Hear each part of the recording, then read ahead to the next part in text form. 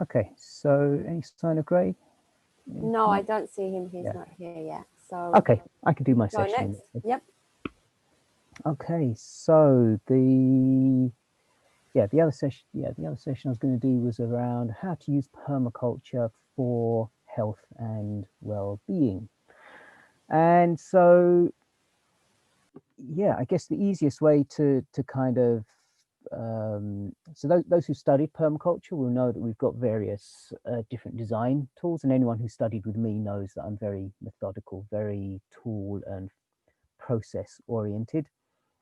And so what I try to do is I have a toolkit, a toolbox of lots of different permaculture tools, which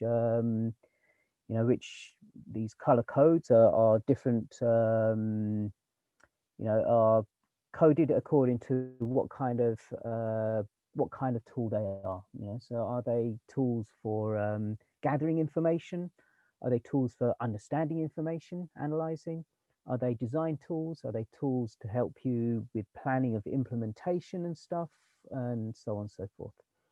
So yeah, so basically, when it comes to designing permaculture for the self, there's many things we can do. We can kind of look through our toolbox, and really, if we look at most of these tools, so starting off with the permaculture ethics, earth care, people care, fair share. We can start looking at that from ourselves. In terms of you know when designing ourselves, what is kind of our earth care for us? What is our people care? How is it that we take care of ourselves in a way that we enrich others? How is it that we take care of our surroundings? Again, meeting our needs in such a way that we also take care of our surroundings, and so on and so forth. So pretty much, if we go through most of these tools, we can find some way in which we can apply them to to ourselves. So all the principles, the homegrown principles, the attitudinal principles, and so on and so forth, they all kind of work. Um, Probably my so really, it's just a case of you the same way that you would do a design for a landscape, you pretty much just do the same for yourself. So you start off, you gather information, you survey. So what kind of different ways could we gather information about ourselves? So, so if it's about our well-being, what kind of information might we want to gather about ourselves? Um, well, you can use like check-ins with yourself to see like how you're doing physically, but also mentally, how you're Hmm. feeling, or if you are in pain somewhere, or if you're hungry or need something like urgent, or if you lack like social connection, or um, Yeah, exactly. I mean, wow, there's this yeah, I mean, there's so many things that, yeah, so many different areas that we can be collecting information about, as Zoe said. So, one of the tools that I like to use is a tool that comes from a kind of tantric perspective about trying to find balance. And maybe I can share my screen to maybe show this tool. So, it's a tool for us to help us to understand our mental, physical, and spiritual balance. And so from a physical perspective, what are the things that we need to keep the system going? I.e., what's its fuel? The food. What kind of things do we need that will help us to grow, to expand, to, physically to become stronger, more resilient, and so on and so forth? So what kind of exercise, how can we expand ourselves? What kind of things might they be? And what about rest? And within rest, rest is all about recuperating. So how is it that our body needs, what parts of our body need to recuperate, and what parts uh, yeah, and how do we do that, and how often, and so on and so forth. And what about cleansing? Cleansing also comes into this. How do we purge ourselves, cleanse ourselves physically? So with this tool, what we do is we start looking at what we are already doing.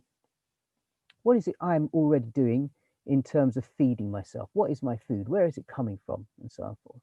What about my exercise? Where do I get my physical exercise? How do I build myself to become stronger and more resilient? And what about my rest?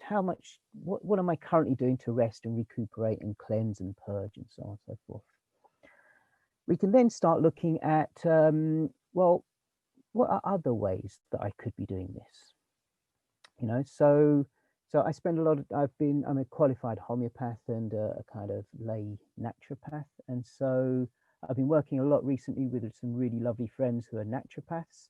And so we've organized a course which is called like a holistic life design course, where we go through this. Sorry, exactly. Rakesh, sorry, there is a message from Gray. I don't know if you've seen it, just to let you know on Zoom. Oh, don't worry, I'm in. Well, Thanks. we've started okay. now, so yeah, let me, yeah, he can do a session later on. So yeah, so basically we go through, as say, the so we can looking at physical. We can then use other tools such as homeopathic, naturopathic, or whatever other tools to look at the physical body as well. So what we do on this particular course, this holistic life design, is we use a kind of permaculture approach to it. So we look at each system and say, okay, so let's have a look at what's the purpose of the digestive system? What fuels it? What allows it to grow and become stronger? What kind of rest, and how does it cleanse? How does it interface with other systems? What about the nervous system? Again, what feeds it? What exercise? What keeps it strong? What keeps it going? And how do we rest it? How does it recuperate and cleanse itself, purify itself, and so on? So we can pretty much look at 10 different systems within the body to look at what's the optimum way to keep it going. We look at different ways in which we can tell if it's working well. So different forms of diagnosis to see, is it working, functioning well? If it's not functioning well, then we can also bring in different naturopathic therapies and treatments, which in particular includes a lot of food. How we feed ourselves, again, food being our medicine and medicine being our food. Once we've done that, then we can start looking at the mental side. So we can then start looking at, well, what constitutes, what are we currently doing mentally to balance ourselves, to feed ourselves, to make ourselves stronger, to cleanse and recuperate and cleanse, etc. Again, we can look at what things encourage us to become better and stronger in each of these realms, and we can then start to look at solutions. So all the time, every time we're doing this kind of this process, what we're looking at is how can we kind of so we look at each one: food, rest, and spiritual, and we come up with different ideas of things that we could potentially do. And then what we can do is then we can bring all of the ideas that we've had in terms of what we can do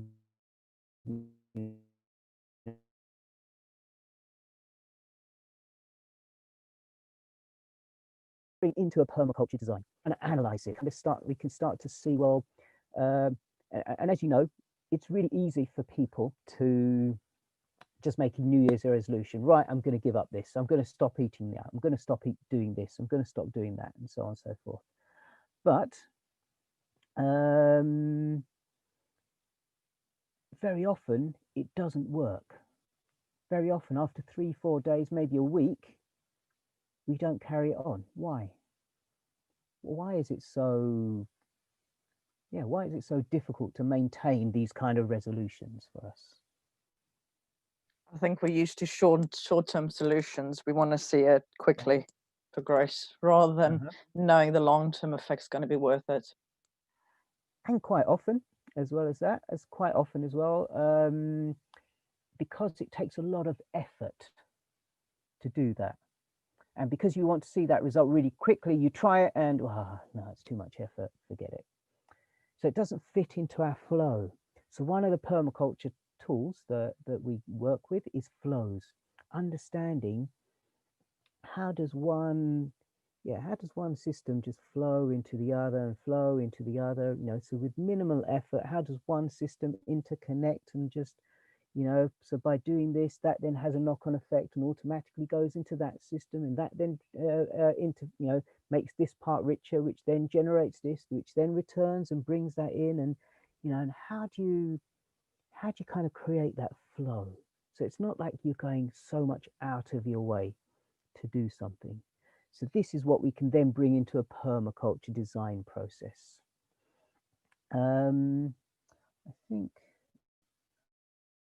I had another process that I use called Redim. Maybe I can share this because I think at the end it kind of goes through something like that. So yeah, so people may be familiar with a kind of permaculture SADIM, survey, analyze, design, and then implement and maintain. So I've kind of created a tool called Redim, which is just my way of it's just the reverse ripple design methodology, and I like the term Redim, keeping the rhythm going. And so we pretty much gather information, whether we're using the Prama tool to find out what it is we want to, whether it's Prama to find out where we are mentally, physically, spiritually. We then analyze it. We then, maybe using some naturopathic analysis or diagnosis and analysis we maybe also find out certain other things that are imbalanced in us that we would like to bring about balance. So we kind of just go, we survey analyze, survey analyze until we have a whole bunch of ideas, and then we test a design. Then we throw it into the middle and to see, well, what if we do it like this? What if we do it like that? And try to make connections, and we use permaculture, principles of, to show relationships and how one thing flows into another and so on and so forth, and we start stacking functions. So each activity that we do it in such a way that it doesn't take us so far out of our normal routine, but just by doing, so people familiar with what we call desire lines. So if you imagine you have a square garden, just grass, and you want to go from one corner to the opposite corner. Everyone will want to go straight across the grass, but imagine if there's a pathway that goes all the way along, up and then all the way across. That's the official path, and there's a big sign saying, "Do not walk on the grass." Chances are you're going to walk along the grass because it's the easy way to do it. So the actual path that you took, the actual path that you made, was just too long. It was just too far. And the effort to do that was just like, oh, no, okay, no one's not looking. I'm just going to walk across the grass.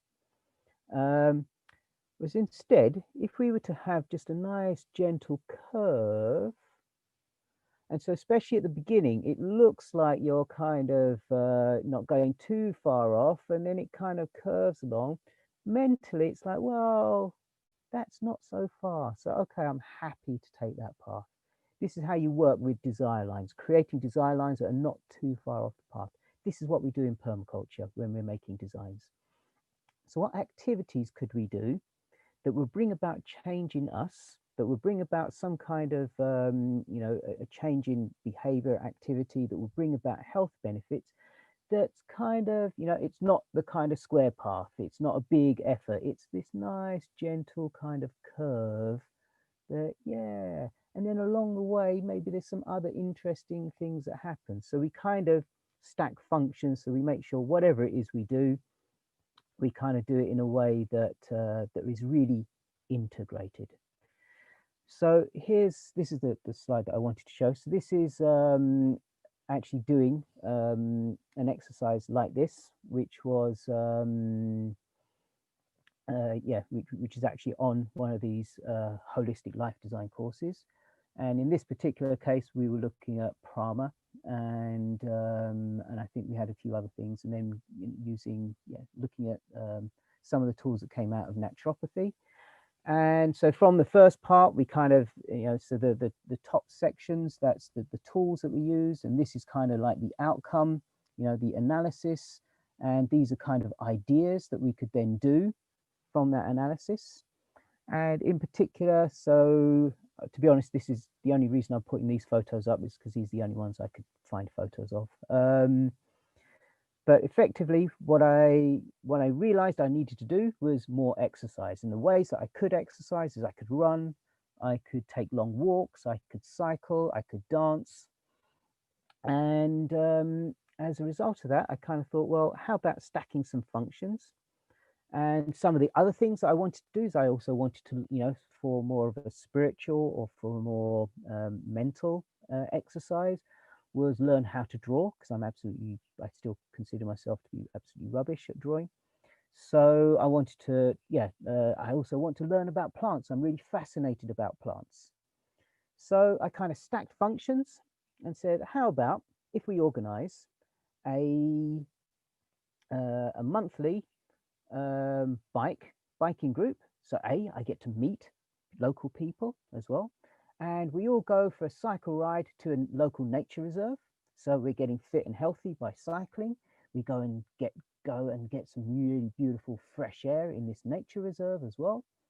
We and while we're there, we pick a family of plants and we just start to draw. So this encourages me to draw. It also encourages me to start looking at detail of plants so that I can get to learn plants. So for example, learning the difference, for those who know the Asteraceae family, the Umbelliferae family, Apiaceae now, there are so many things in that family, and yet it's really difficult to differentiate between one and the other until you really start to look at detail. But once you start looking at the small detail, then you can start to differentiate between the two. So this is what this exercise helps us to do. And if the group is cool with it, maybe we could even do some kind of group meditation, or just go for a walk or whatever, or have a picnic and share food and, share stories and so on and so forth. So in this way, Rakesh, maybe your time is up. Okay. All right. Well, we started 3-4 minutes late. Yeah, for sure. Just to finish up. Yeah. So if so, basically, the way that I approach this anyway is to is again to be quite systematic, to be quite to look at what is it that I'm currently doing. What is it that I would like to be doing? Understand my body, understand my mental well-being, understand my spiritual well-being, analyze it, find out, well, what's going to help me to become more mentally, physically, spiritually balanced? What is it that I'm already doing well? Could I just tweak that just a little bit to add some extra things into there? Could I, so rather than going completely out of the way and starting something completely new, could I just in that that exercise that I'm already doing, could I just add a little bit to it that just brings in some of the other functions? And in this way, it then becomes almost like a game. It becomes a joyful process to start implementing these changes. And as I say, this is for anyone who's interested, this is something that we do. We can talk about this when I do community building experiences, but really the holistic life design course is what this is all about. This really just brings it all together, because what we do is we step people through step by step, looking at themselves, understanding themselves. We explain the tools, we work with the tools, and everyone gets a private consultation, so they can have a private consultation with a naturopath as well, using various different diagnostic tools.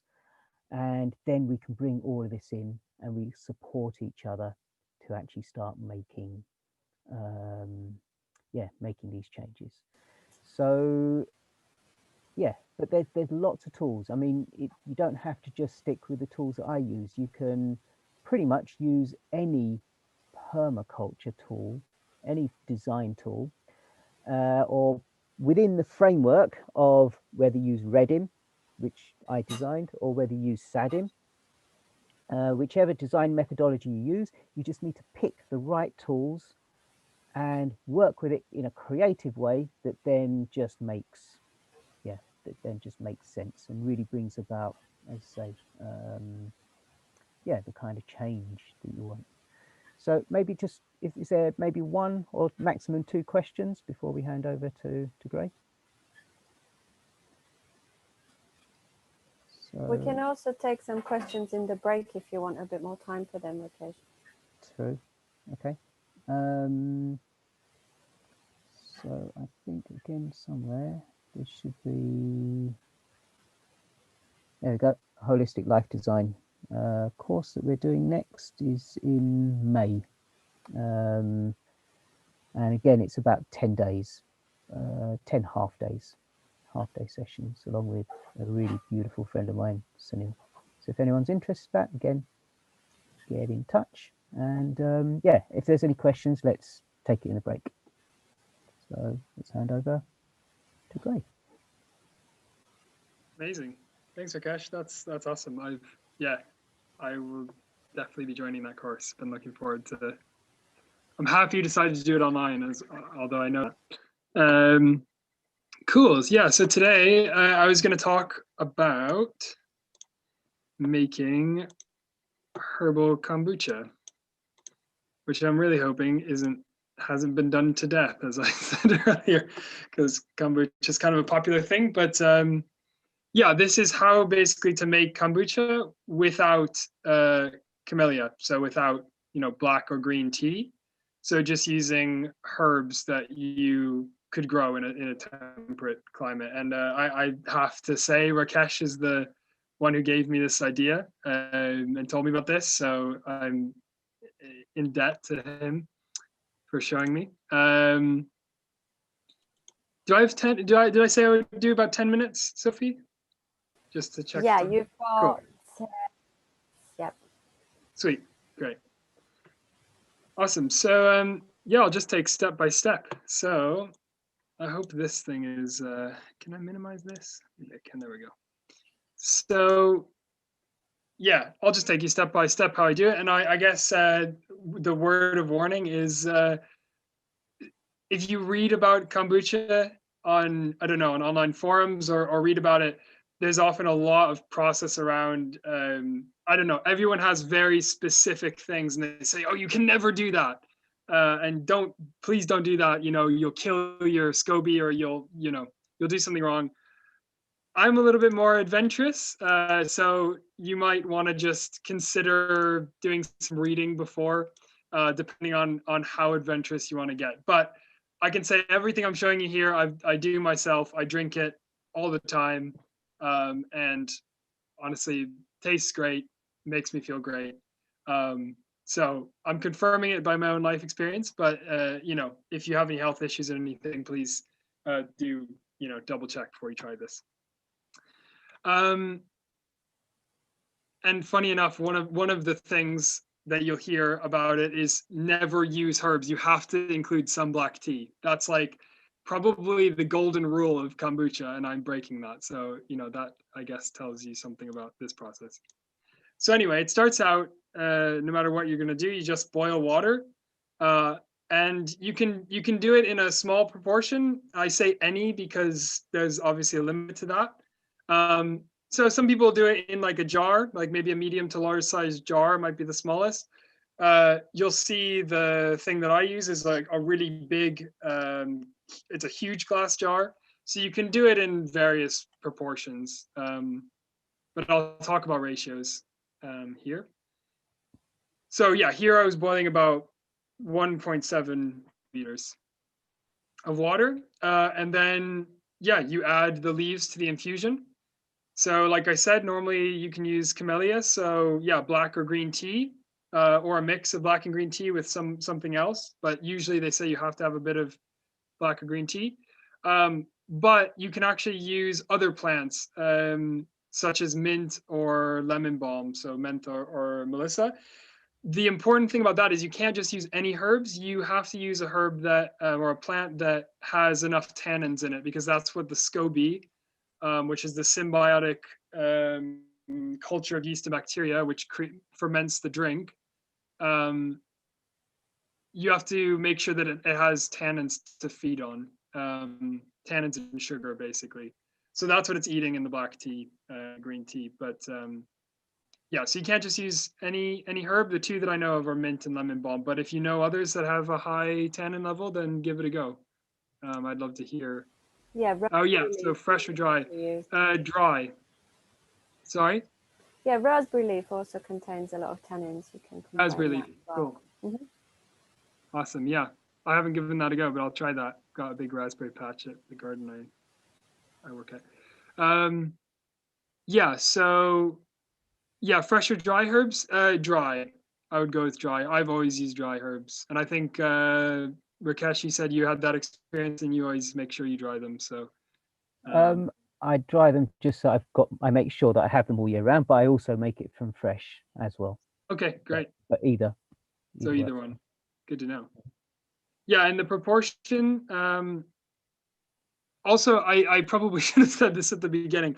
I'm just assuming we're all know what kombucha is, but does anyone not know what kombucha is? I mean, you're going to find out pretty soon, but I can maybe just so you know what's going on. Everyone's good? Okay. Yes, it's an alien, Alex. Yeah, kombucha is an alien. It does look like an alien. Actually, the next slide you'll see. Yeah, kombucha is it's a fermented drink made from tea or other leaves. Yeah, and the ratio that I have used, maybe, and this is literally purely from trial and error and kind of having a sense of doing it, is about 6 teaspoons to 1.7 liters, or 6 teaspoons to 2 liters, somewhere in there. I don't know about you, Rakesh, if you have a specific ratio that you use. Just that'll do.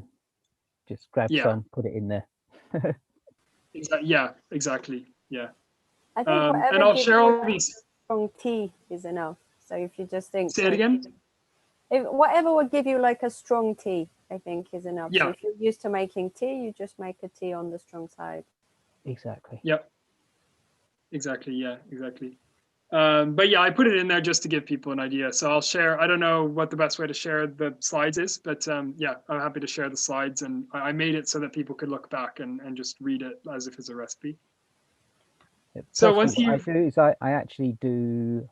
I just take 1 liter of water and make a very, very, very, very strong tea, and then I make about 3.5 liters every time.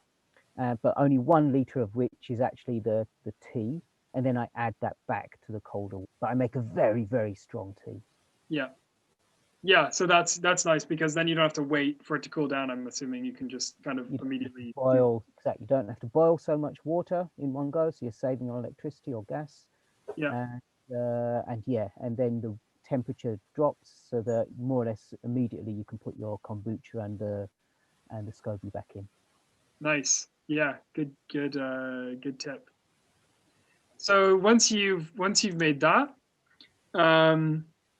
yeah, I'll talk about that in a second, Sophie. So you're ahead of me. So once you've infused it, I usually let it sit for, yeah. So you could do what Rakesh just mentioned. You could basically just infuse it until it's infused. So then you don't have to wait too long. But I usually I do it all in one go, all the water in one go. Let it sit for, anywhere between 15 to 30 minutes, just until it's like cooled a bit and seeped in properly. I add sugar while it's still warm, just because it helps the sugar to dissolve easier, and kind of stir it until the sugar is well dissolved. So yeah, I use, obviously, again, not very exact. You can see I haven't even used a 3/4 cup. I've just used a cup and roughly 3/4. But about 3/4 cup of sugar to to 1.7 liters of water. So add that, mix it in until it's dissolved. So here's the SCOBY, the alien SCOBY. You have to wait till it's cooled completely. So, or at least until, I don't always wait till it cools completely, at least until it's like just warm and not hot by any description, you know, because before you add your SCOBY. So wait till it's cooled a bit. And then you want to add it into a non-metallic container. So it's really important that you don't let your SCOBY come in contact with metal. So don't like put the SCOBY into the metal pot. You want to like pour the liquid into the glass or ceramic pot that you're going to use. I would avoid plastic as well for many reasons. Yeah, so into your glass or ceramic pot. And that's kind of it. You just wait basically for about 5 to 7 days, and then test it and see how it tastes. And yeah, the longer you leave it, the more vinegary it gets, and probably the healthier that it gets. But it'll just be up to you what you like, if you like it sweeter or more vinegary. Yeah, I added a couple things in here, like so if you're using a SCOBY that you already have that was being raised on black tea, just make sure that you transition it towards the herbal, like the all herbal recipe, like over several batches. So, you know, the first batch, maybe do half and half. What I did is I did half and half, and then I did like a couple tea bags with a majority of herbal tea. And then the next one, I just went all herbal tea. So I did it over the course of like 3 batches, and it was fine. But yeah, you don't want to, because it might shock it and kill it, to just go straight for the herbal tea. And yeah, you make sure you just cover the container. This is basic kombucha stuff. Like don't seal it. It needs to have some air, but you know, cover it and put it somewhere outside sunlight. And that's it. And then enjoy. So that's basically the whole process. So I can just take any questions. I'll have to catch up in the chat here. But if anyone wants to just ask questions, fire away. Thanks, Gray. That was great. May I ask a question? Yeah, go for it. Hi. With the sugar, what kind of sugar? I mean, I'm not really into sugar, but can it be brown? I've never used brown sugar. Off the top of my head, my limited knowledge of the actual, you know, microscopic. You can use brown sugar, yeah. Yeah, I would say it's fine, because like sugar is sugar. You can also do it without sugar. I've been using Petmes, which is like a grape syrup, which is popular. It's made a lot in Turkey and Bulgaria. So yeah, and that seems to be fine as well. So you can do it with like herbs and like a fruit syrup. Maybe agave? I haven't tried it with agave. I'm just using this one because it's made locally. And then in the future, it's something I could make as well. And also, most agave is not real agave. Yeah, what can you recommend, Rakesh, for Londoners in terms of sweet if it's not sugar? Maybe an apple syrup. You can buy like concentrated kind of apple products that are local in the UK, maybe. Or maybe Bulgarian grape from the Bulgarian shop around the corner. Okay, thank you. Yeah, no worries. Yeah, that's great. Yeah, I've been trying to think about that. What a good sugar substitute would be. So that's interesting. Not honey? Oh no, it's not vegan, I suppose. Yeah. It's not vegan, and also there are different kind of living thing with its own kind of microorganisms in it. So yeah. Yeah, because the SCOBY, I you know, some people are really like finicky about the SCOBY. Like they act like anything will kill it. Mine have always been really hardy. Like I've experimented with them and whatever, because they always give off like baby SCOBYs, so you're constantly having loads. And so yeah, I you know, there's only so much you can expand and give away. I've tried different things, and like for mine, it takes a lot to kill them. And usually when it does kill them, they just sink to the bottom, and then a new SCOBY forms on the top, and it's fine. So. But you still want to be careful, especially anything like honey or any other thing that is adding potential bacteria or other microorganisms to the process is probably not the best thing for it. One of Great. the Do things you that use people are fussy about.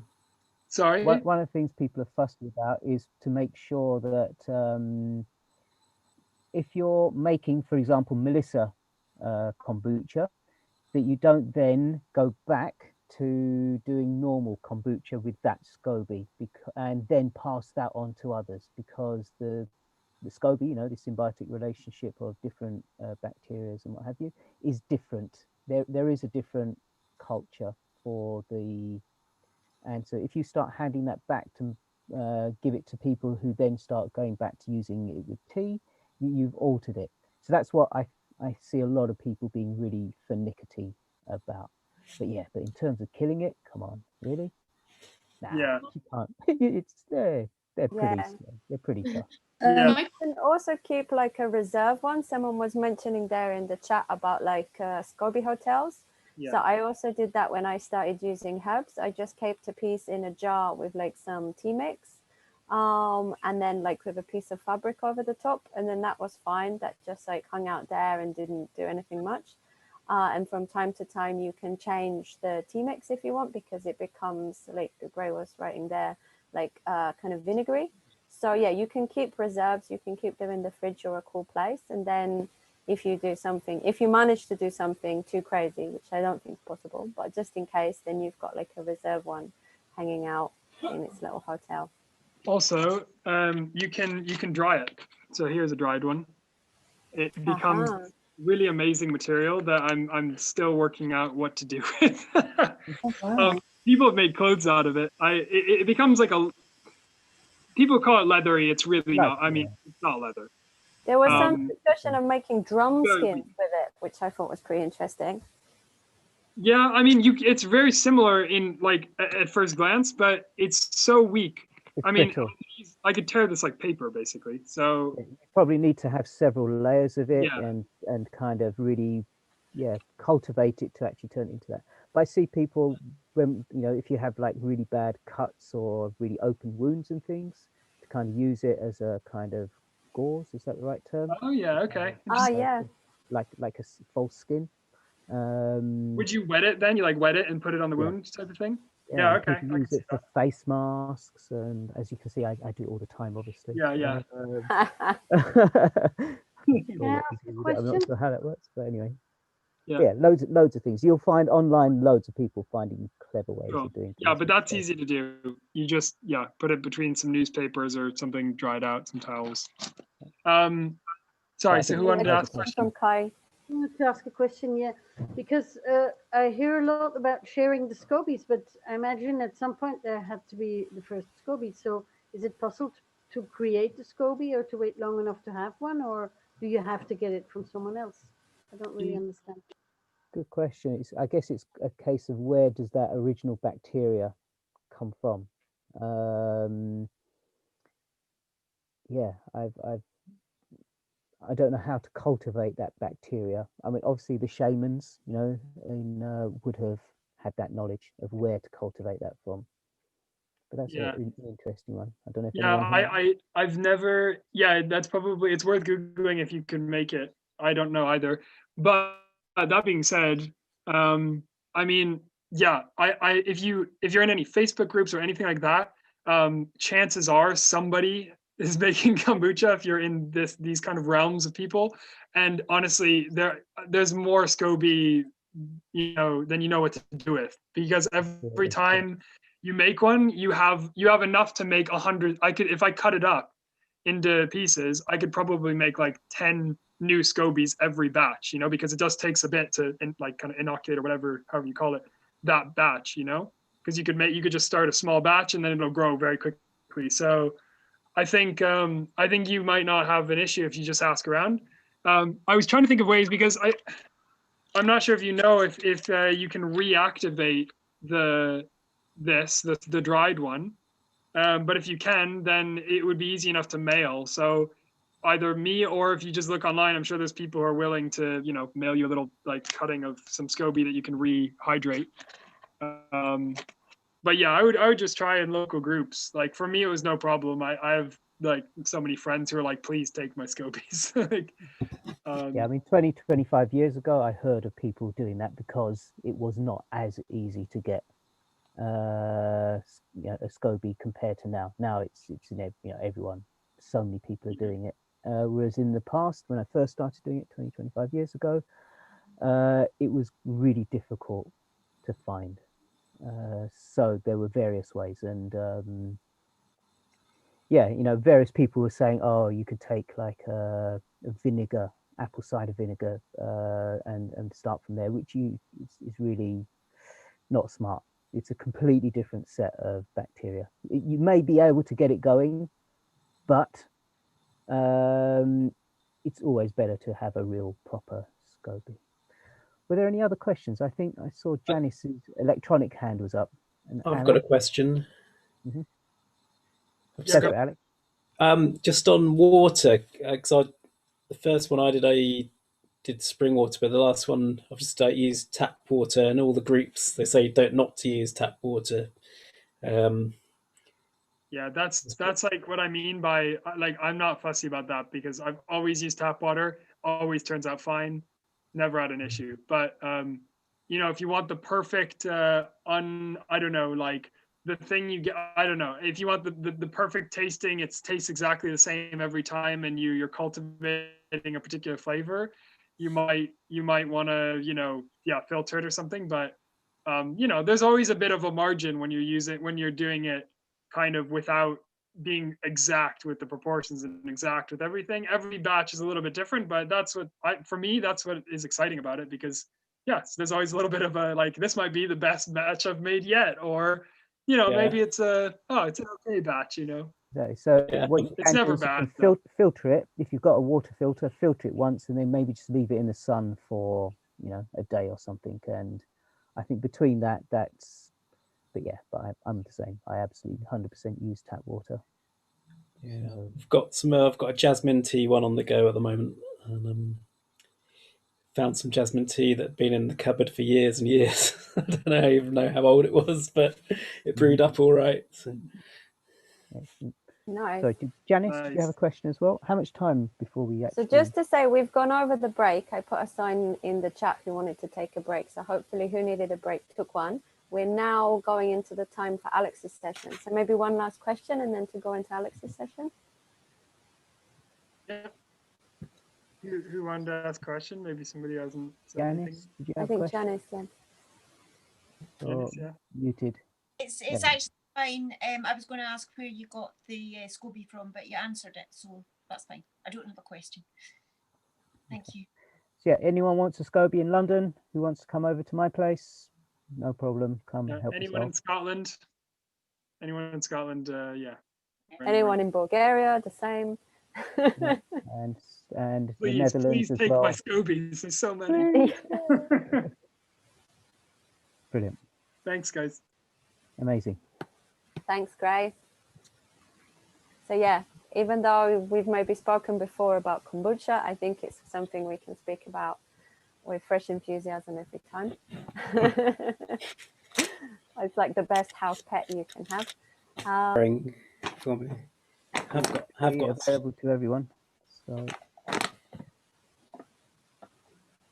everyone should be able to share screen already. Okay. All right. Okay. I'll just start without doing the slide bit yet, actually. So yeah, I'm just going to briefly talk about making laundry detergent from ivy. And if I give that a shake, you can see that foams up, and it's the saponins in the plant that cause that foaming, which is what lifts the dirt and stuff off in your laundry. This gives it that action. So yeah, this is a batch I made recently. You've got, so it's, I'm going to start the slideshow thing.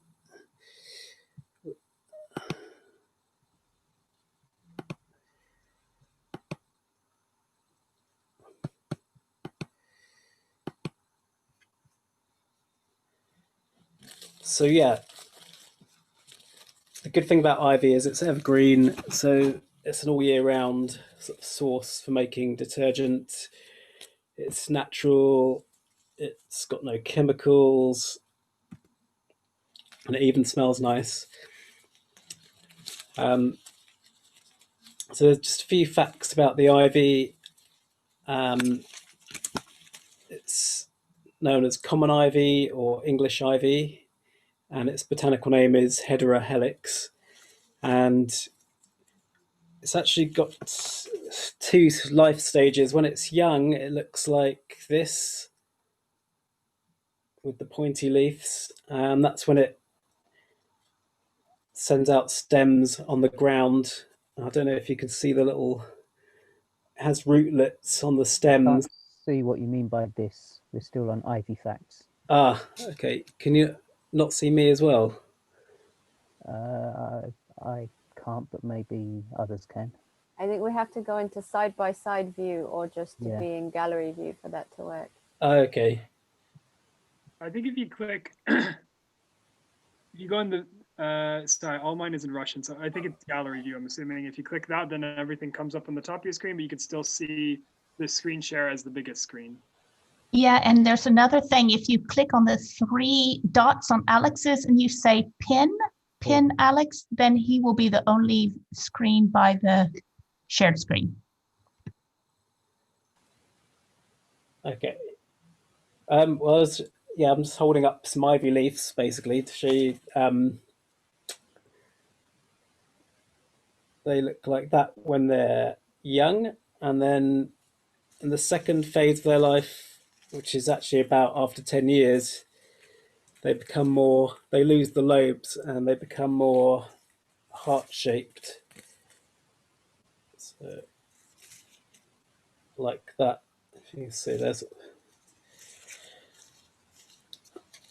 normally when they're above the ground, while they're still creeping on the ground, they're normally lobed as they're looking for somewhere to grow. And then once they start growing upwards, then once they've grown, once they've grown, once they've found something to climb up, which is what their sort of goal is, they're sort of trying to find somewhere sunny to grow, and then they develop the berries, and the berries also contain saponins as well, so you can use them as well, but they're a really valuable food source for birds and butterflies. And so yeah, if you can get ivy, I'd get it from somewhere where it's very abundant, so you're not kind of taking habitat away from, and a food source away from things, which just like, you don't need a lot anyway. You need about 50 leaves to make a batch, so yeah, it's sort of, you're not doing too much harm. So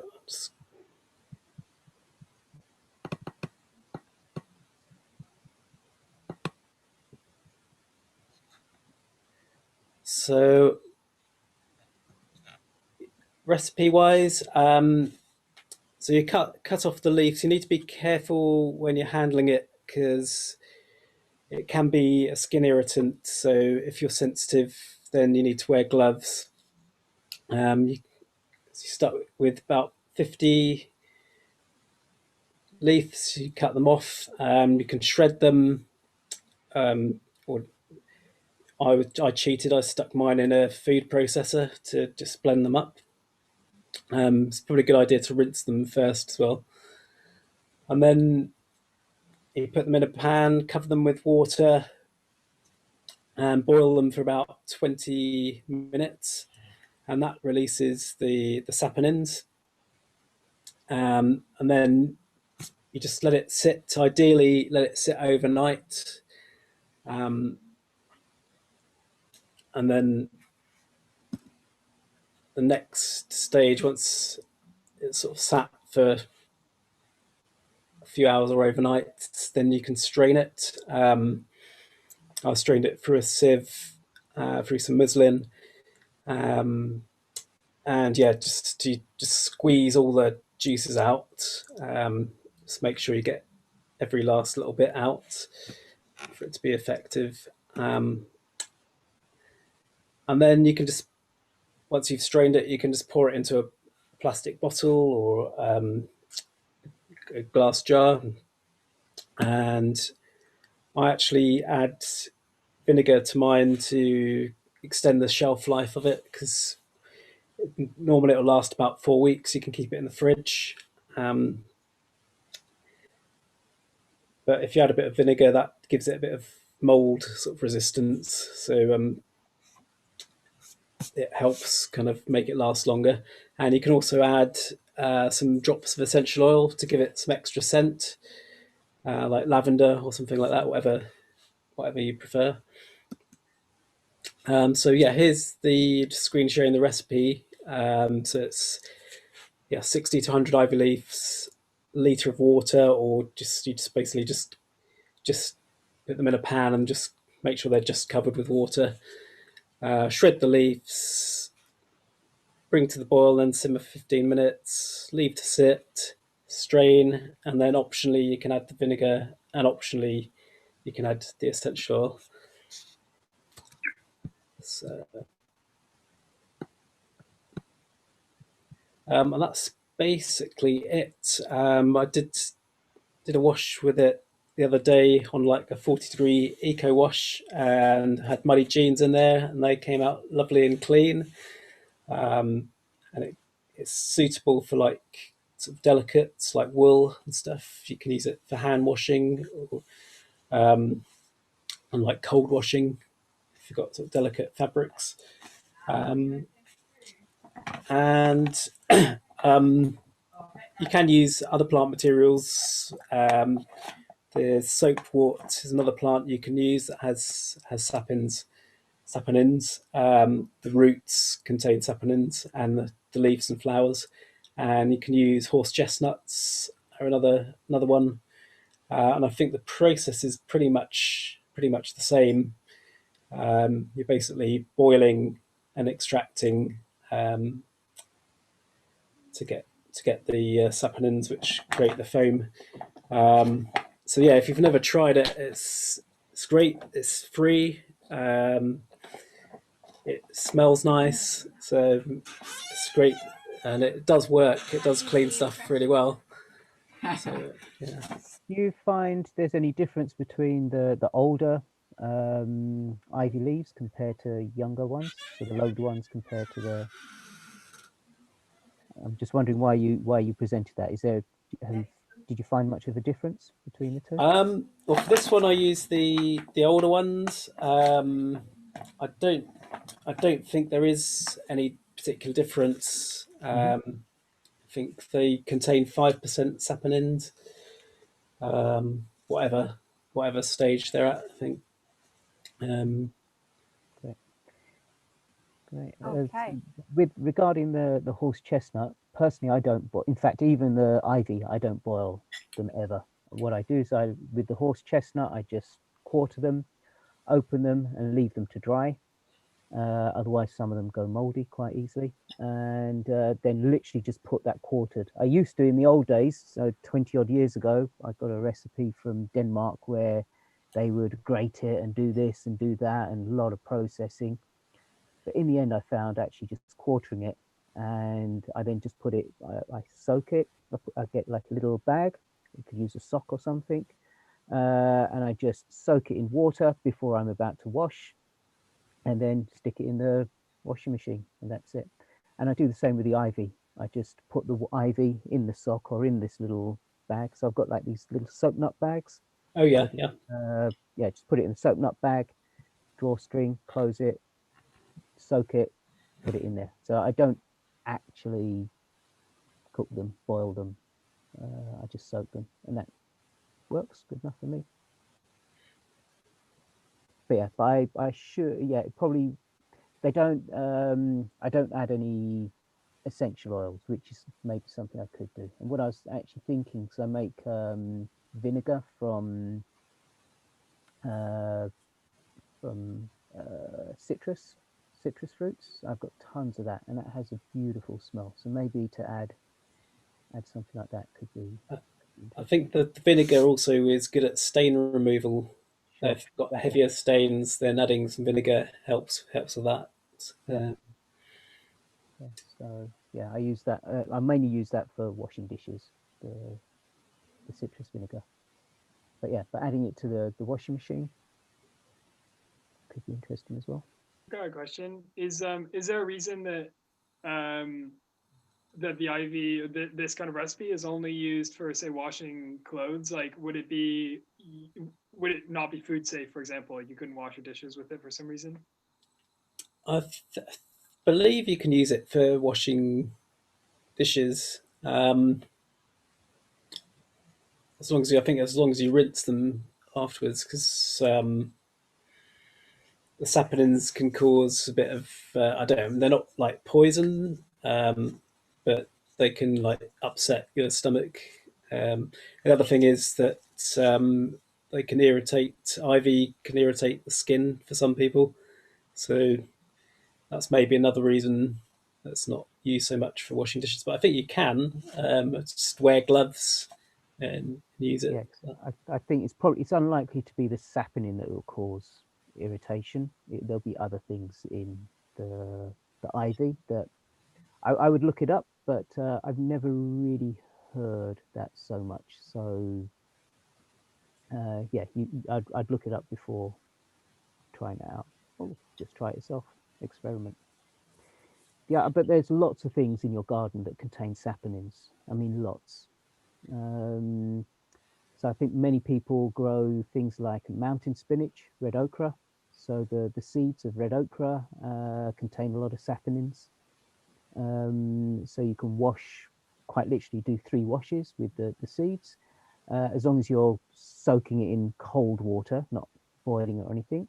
And then you can actually even eat the seeds after that, or regrow the seeds for next year, whichever. So you're actually extracting the saponin first a couple of times, and then reusing the seed, let's say, either to eat or so again, that's another really simple self-seeding plant that many people have in their garden all the time. Some just posted a question about how much you use in the washing machine. I use about like a cup of liquid. It also kind of depends how heavy the load is, if you're like how much washing you're putting in there, and the size of your washing machine. So it's kind of a bit of it's one of those things where you just sort of have to it's a bit trial and error. Cool. Brilliant. So move along to Kai's session next. Thanks a lot, Alex. Amazing, Alex. Thanks very much. Thanks. You ready, Kai? Yes, hi, sorry. I pushed the wrong button. Yeah, I apologize because I don't have a presentation. I'm rubbish at this kind of thing. But I have a beautiful collection of lots of really easy recipes. So I hope it's going to be interesting. I'm just going to read them. I started with some cleaning products, and I really started with the easiest ones because one thing that I always find very annoying is when people say, oh, this is really very natural and homemade and this and that, and then you have a whole list of very complicated things to buy.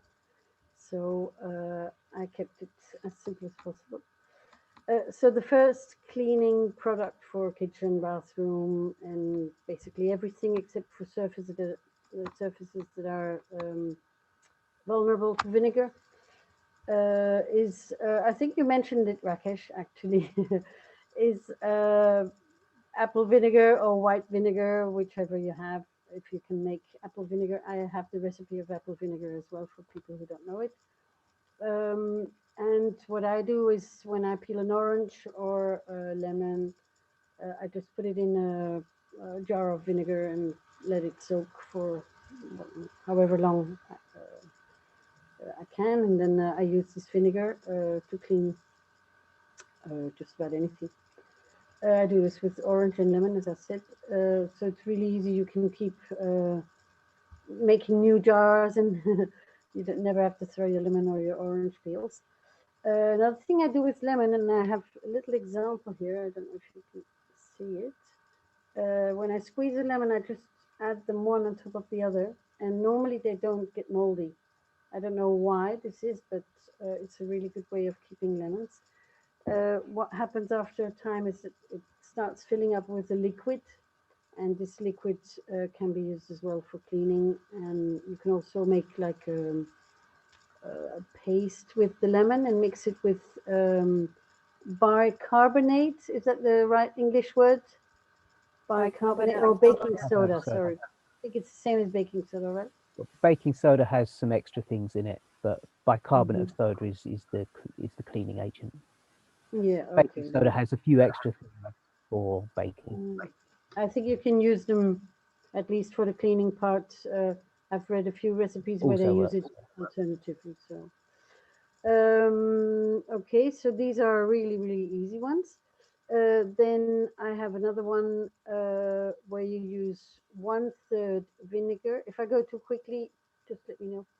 2/3 water, 1 tablespoon of baking soda, and just some drops of any essential oil if you want to make it smell nice. But if you use the vinegar with the lemon or the orange, it should smell nice without the essential oils.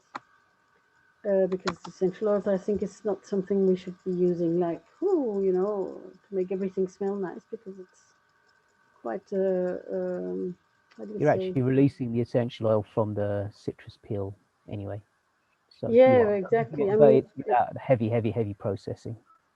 yeah, and it's a very easy way to get nice smell without buying. And I mean, I think essential oils should be used very sparingly anyway.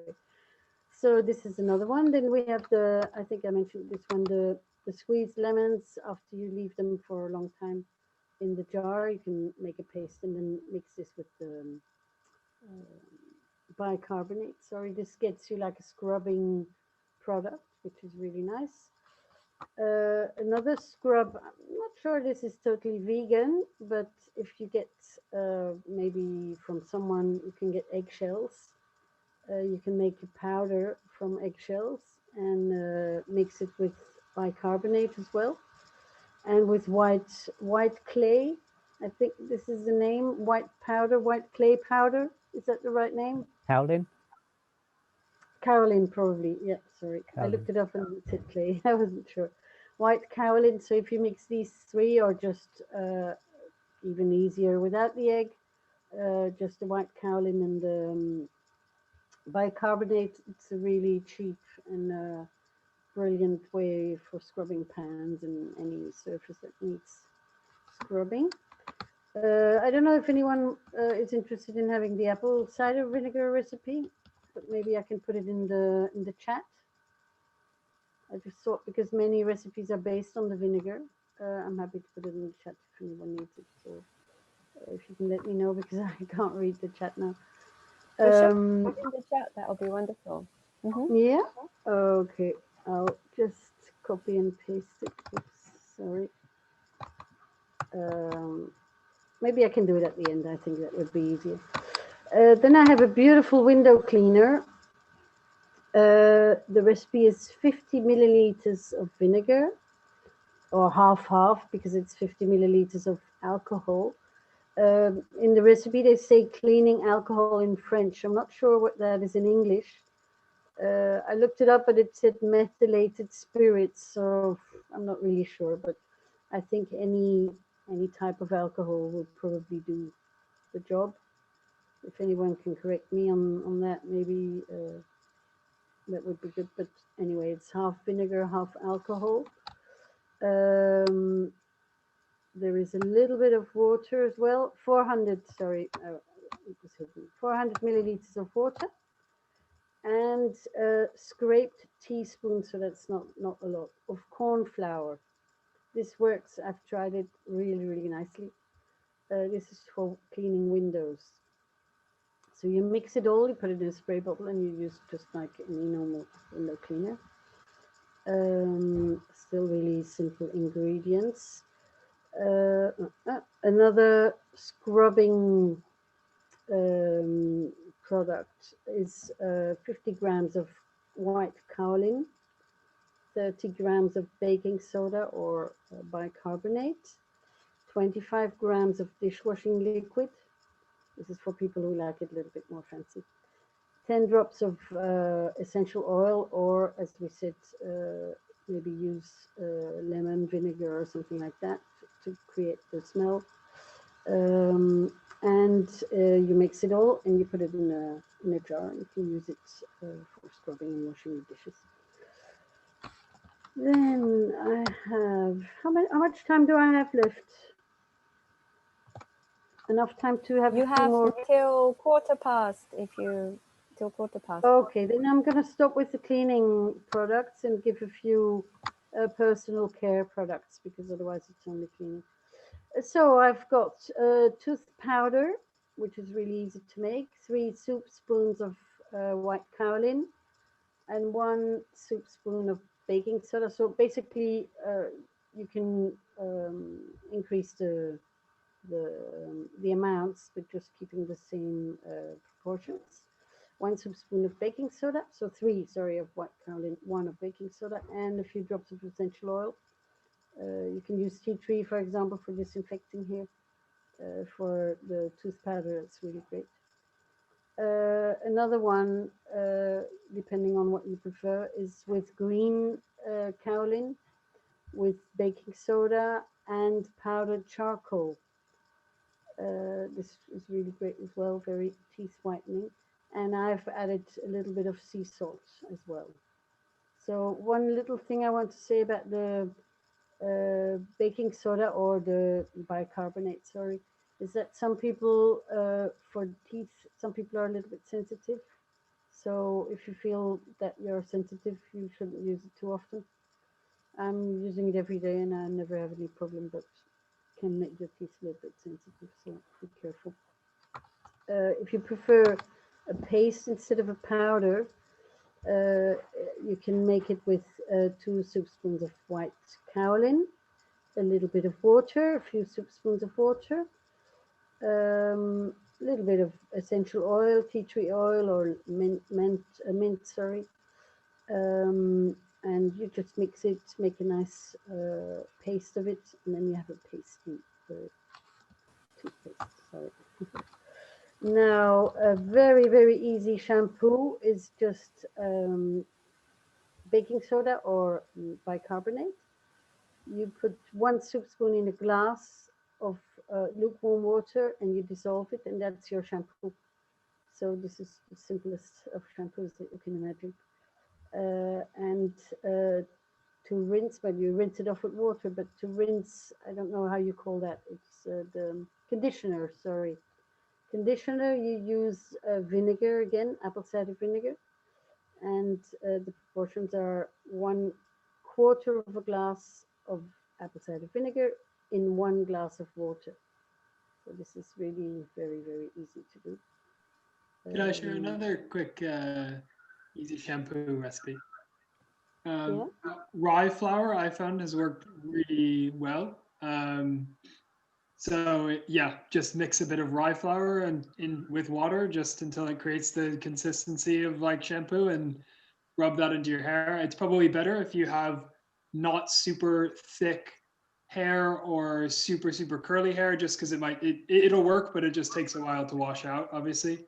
But that, like, I used to have really like dry scalp, and I just used every type of shampoo I could, and bicarbonate was a little bit too rough for me, but yeah, I swear by rye flour. It's really, really good. Yeah. Oh, thank Yeah, you. That's a good idea.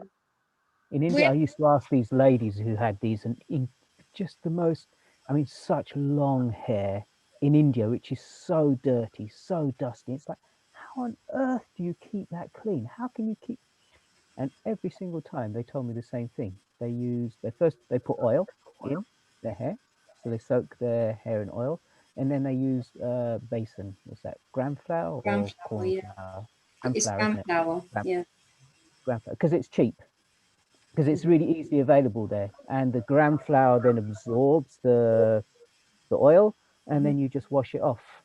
It works. That's because that's what is easily available there. So here, yeah, what's the equivalent? Because gram flour maybe not so cost effective. Maybe a useful thing with gram flour is that it's not with gluten. So probably rye flour is good because it's a lower gluten than a wheat.